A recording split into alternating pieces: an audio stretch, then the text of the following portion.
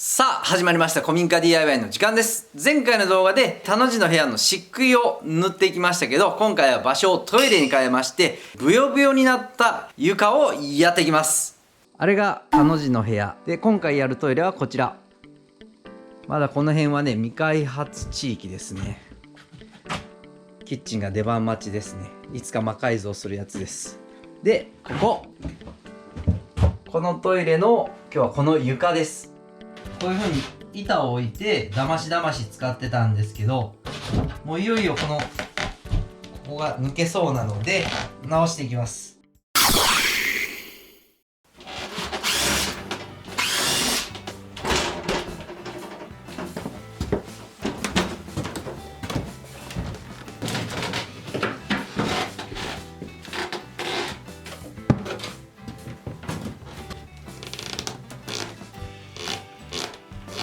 便器のあたりのラインでぐーっともう勾配がついてます。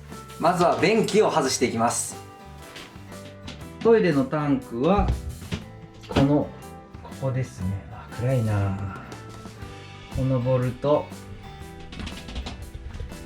あとこっちの全く一緒の場所とタンクの下ね、ここ。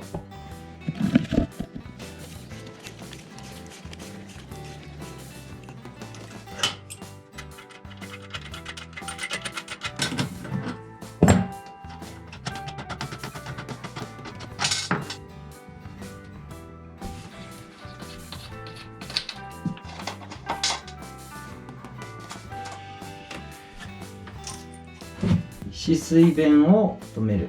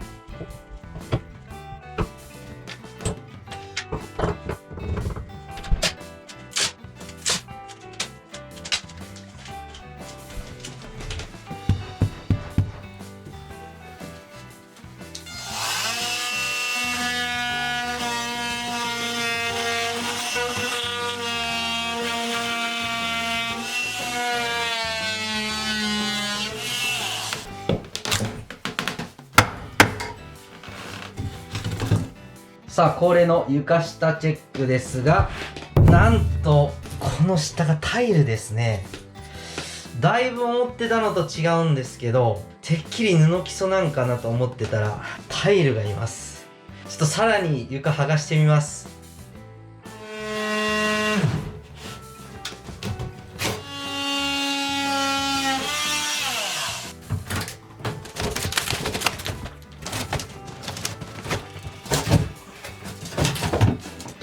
わかりました。これは昔和式のトイレだったみたいですね。かなり湿気すごいな、こっちはタイルなんだけど、この部分なんかちょっと和式のラインありますからね。なんかすいません、ここの真ん中の根田はもう湿気で完全に折れてますね。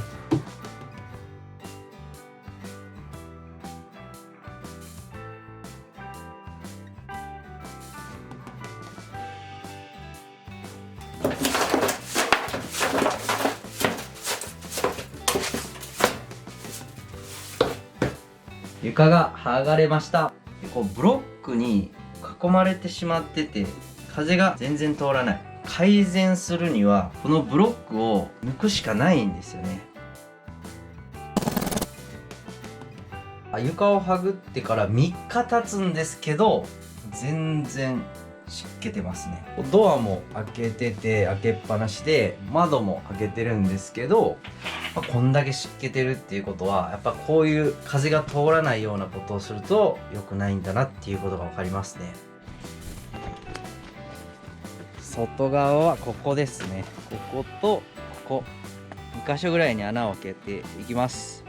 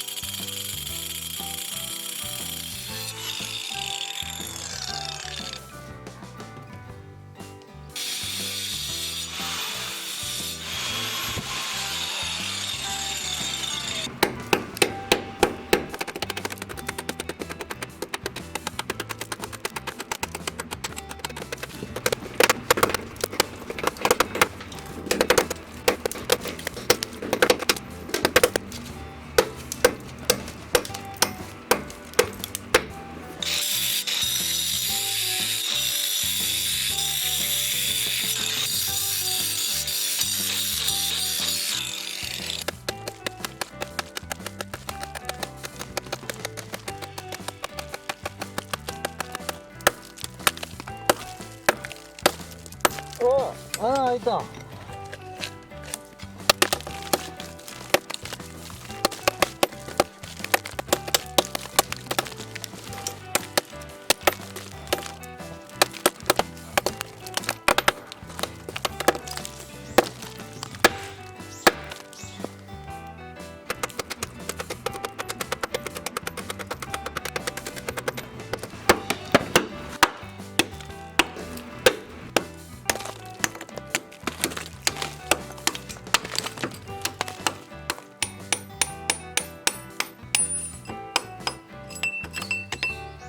やりましたよ。やりました。開通。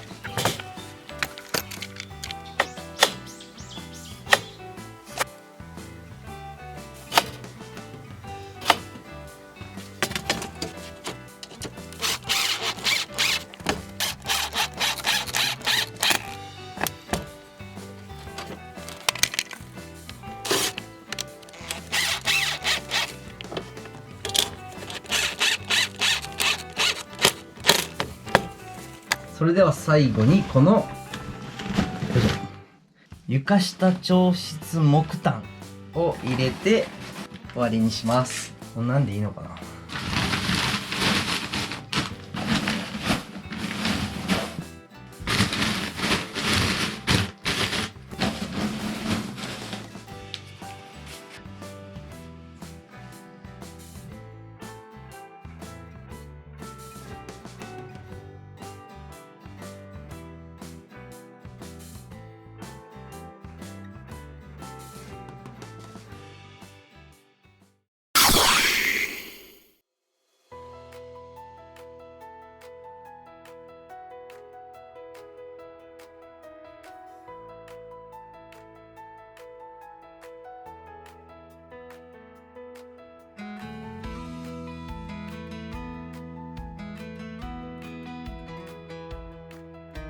最後までご視聴ありがとうございます。これで床下の湿度対策が終わりました。まさかの展開だったんですけど、床はぐるとね、こっちの田の字の部屋みたいな感じのつるんとしたね布基礎だと思ってたのが、あんなにねこうコンクリートに囲まれた、それもなんか和式があった後だと思ってなかったので、最初ねちょっと面食らいましたけど、あれをねコンコンコンコンコンコンね叩いてやってると、ショーシャンクの空に思い出しましたね。本当にこう抜けた時はね、おおみたいな楽しかったです。ブロックを抜いて風を通すと、かなりね改善されて、今後も改善されるんじゃないかなっていうようなね DIY ができたので良かったと思います。で次はネダを組んでフローリングを敷いていきますので、次回もぜひぜひご視聴してみてください。それでは